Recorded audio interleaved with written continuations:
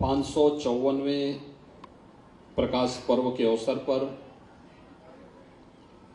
आयोजित आज के इस कार्यक्रम में प्रदेश सरकार में मेरे सहयोगी मंत्री सरदार बलदेव सिंह ओलख जी, लखनऊ की महापौर श्रीमती सुषमा खड़कवाल जी, अध्यक्ष गुरुद्वारा साहिब प्रबंध कमेटी सरदार जसवीर सिंह चड्डा जी, प्रधान साहिब सरदार जसजीत सिंह बेदी जी, कोषाध्यक्ष सरदार जसपाल सिंह दुग्गल जी,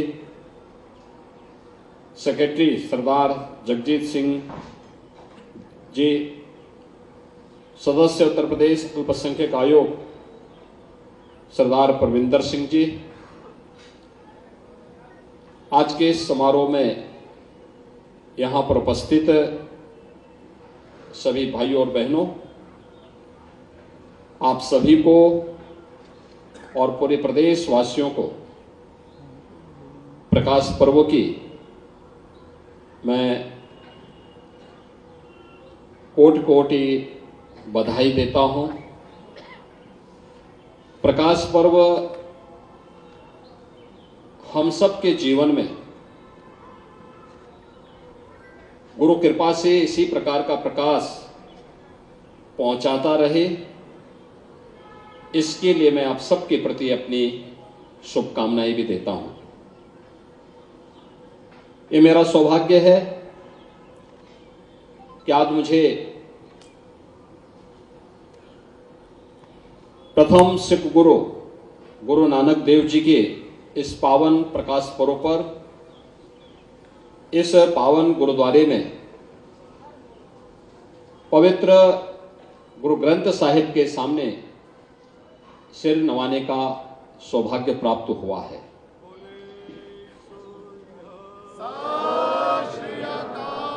हम सब जानते हैं सिख गुरुओं का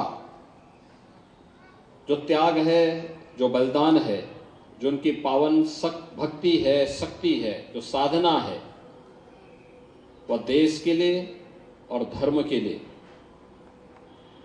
अनुकरणीय बना रहा है। गुरु नानक देव जी का जन्म ननकाना साहिब में हुआ, लेकिन पूरा भारत उनसे अनुप्रेरित था, और भारत ही नहीं, बृहत्तर भारत, उससे बाहर भी उनका प्रकाश किस रूप में फैला, यह हर व्यक्ति जानता है। और आज ये हमारा सौभाग्य है कि करतार साहिब कॉरिडोर के निर्माण के उपरांत हम सब के सामने एक नई प्रेरणा प्रधानमंत्री मोदी जी ने प्रस्तुत की है। ननकाना साहिब में जन्म लेने के बाद उन्होंने बचपन से ही, जो कि एक दिव्य गुणों से उत्प्रोत थे, सामान्य गृहस्थी की बजाय उन्होंने साधना में, लोक कल्याण में, साधु सेवा में अपना जीवन समर्पित किया। और उनकी साधना की परिणति थी कि एक और भक्ति के संचार का कार्यक्रम उन्होंने जो प्रारंभ किया, वह सिख गुरुओं की और इस सिख पंथ की स्थापना का माध्यम भी बनता गया। एक पक्ष साधना का है, भक्ति के माध्यम से साधना का पक्ष, और दूसरा पक्ष जो लोक कल्याण के माध्यम से राष्ट्र कल्याण का मार्ग प्रस्तुत करना। आप याद करिए, भक्ति के माध्यम से भी, व्यापक जन जागरण के कार्यक्रम के माध्यम से हम राष्ट्रीय चेतना को जागरूक कर सकते हैं। पूरी निर्भीकता के साथ उस कालखंड में बाबर के अत्याचारों के खिलाफ आवाज बुलंद कर सकते हैं। या गुरु नानक देव जी ने उस कालखंड में करके दिखाया। जाति पाति के बंधनों से हम मुक्त रहें, किसी भी प्रकार की संकीर्णता से मुक्त रह करके हम कार्य कर सकें, यह प्रेरणा भी गुरु नानक देव जी ने उस समय हमें दी। और दिव्य गुणों से उत्प्रोत किस रूप में थे, यह तो हम सबके सामने मक्का की वो घटना भी सामने आती है। जब वे जाते हैं वहां के पवित्र मस्जिद में, जब वह आराम कर रहे होते हैं और वहां का मौलवी इस बारे में कहता है कि आपने पैर उधर क्यों कर रखे हैं, जहां मदीना की ओर क्यों कर रखे हैं। तो उन्होंने कहा कि भाई मुझे तो बताओ, जहां ईश्वर का अंश नहीं है मेरे पैर उधर कर दो।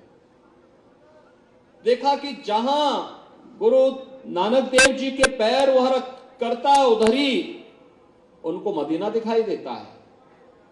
और तब उन्होंने कहा एक ही ईश्वर सर्वत्र व्याप्त है, एक ओंकार की बात उन्होंने की। भाइयों बहनों, साधना के कितने गूढ़ रहस्यों से भरा पड़ा है। ये सिख पंथ किसी से छुपा हुआ नहीं है। गुरु नानक देव जी ने उस परंपरा को जिस मजबूती के साथ आगे बढ़ाया, वह साधना से भक्ति की प्रकाष्ठा को पार करते हुए, आगे बढ़ते हुए, व्यापक धर्म जागरण के कार्यक्रम के साथ जुड़ते हुए आने वाले समय में देश और धर्म की रक्षा करने के लिए जिस रूप में कार्यक्रम आगे बढ़े, यह गुरु तेग बहादुर जी और गुरु गोविंद सिंह जी महाराज और उनके 4 साहबजादों के बलिदान के साथ साथ हजारों सिखों के देश और धर्म के लिए बलिदान की एक कथा देश के लिए एक नई शक्ति देती है, एक नई प्रेरणा प्रदान करती है। यह हमारा सौभाग्य है कि 19 नवंबर को हमें इस लखनऊ में खालसा चौक की स्थापना का सौभाग्य प्राप्त हुआ। खालसा चौक ये केवल खालसा एक पंथ नहीं, देश और धर्म की रक्षा करने के लिए गुरु कृपा से निकला हुआ एक ऐसा तेज है, प्रकाश पुंज है, जिसने विपरीत परिस्थितियों में विदेशी ताकतों को झुकने के लिए मजबूर किया था। खालसा पंथ की स्थापना मुगल सल्तनत की पतन का कारण भी बनता है। और आपने देखा होगा धीरे धीरे करके जो मुगल कभी भारत के अंदर छाए हुए थे, सिख तो आज पूरी दुनिया के अंदर छाया हुआ है। जहां कहीं देखो आपको सिख मिल जाएंगे, लेकिन वो मुगल सत्ता कहां चली गई कोई पूछता भी नहीं है, क्योंकि यह सच का रास्ता था, धर्म का रास्ता था। गुरु गोविंद सिंह जी महाराज ने, उनके 4 साहबजादों ने, क्या उम्र थी,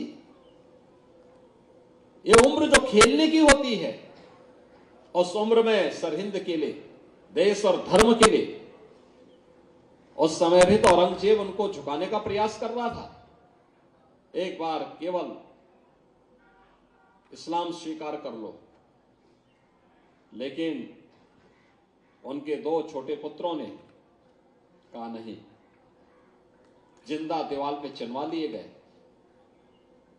2 पुत्रों ने, साहबजादा अजीत सिंह, साहबजादा जुझार सिंह ने युद्ध लड़ते हुए वीर गति को प्राप्त की, लेकिन दुश्मन के सामने कहीं झुके नहीं। और यह हमारा सौभाग्य है जो वर्षों से मांग थी, वर्षों से, दशकों से मांग होती रही थी कि साहबजादा दिवस के रूप में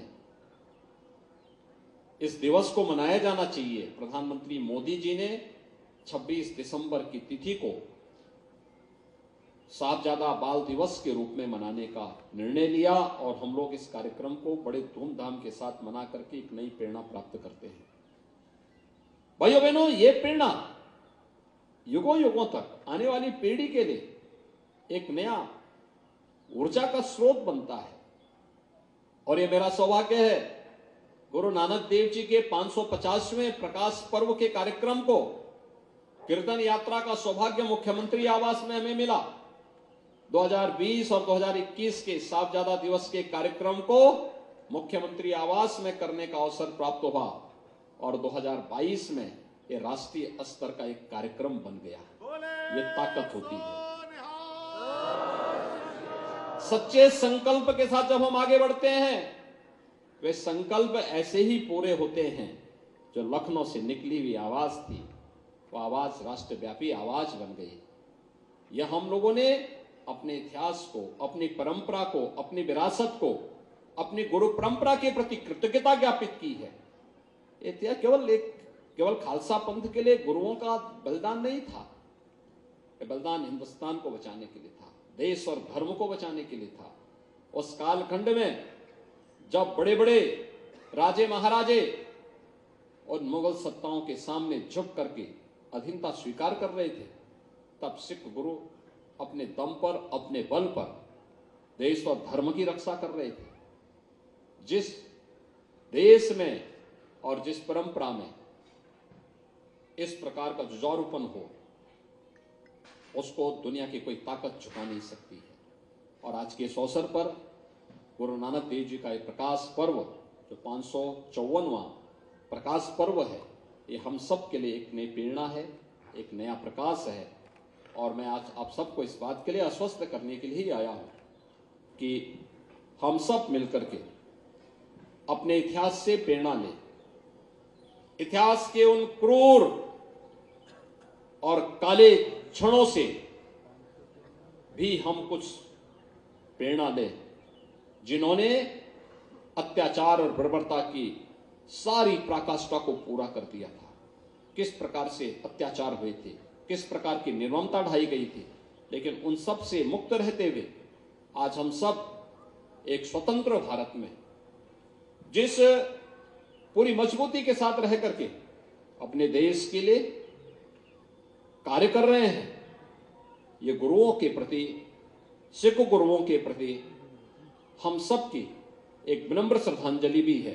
क्योंकि उनकी कृपा से, उनके त्याग और बलिदान से जो नींव पड़ी, वह हम सबको चुनौतियों से जूझने के लिए निरंतर प्रेरित करती रही, आगे बढ़ाती रही। आज उसी का परिणाम है कि हम सब पूरी मजबूती के साथ कार्य कर रहे हैं। भाइयों बहनों, गुरु नानक देव जी के द्वारा रखी गई इस नींव को और मजबूती प्रदान करना हर सिख का और हर भारतीय का दायित्व है। हम निरंतर इस पर कार्य करें।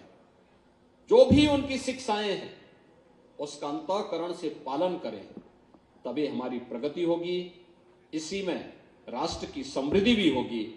और आज के इस अवसर पर इसी प्रेरणा को ग्रहण करने के लिए मैं आसियाना गुरुद्वारे में आया हूं। मैं एक बार फिर से आप सबको कोटि कोटि बधाई देता हूं, प्रकाश पर्व की अपनी शुभकामनाएं देता हूं और विश्वास व्यक्त करता हूं कि गुरु नानक देव जी की भक्ति और उनकी साधना हम सब की शक्ति का, राष्ट्र की समृद्धि का कारण बनेगा। आप सबके प्रति मेरी शुभकामनाएं। बोले सो निहाल।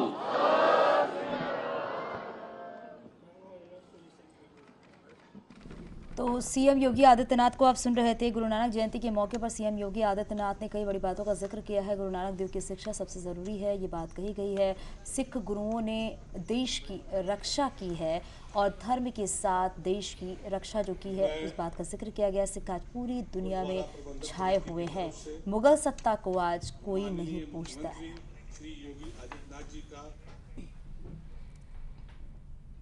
और वक्त एक छोटे से ब्रेक का है, जल्द लौटते हैं। आप देख रहे हैं न्यूज़ 18 उत्तर प्रदेश उत्तराखंड।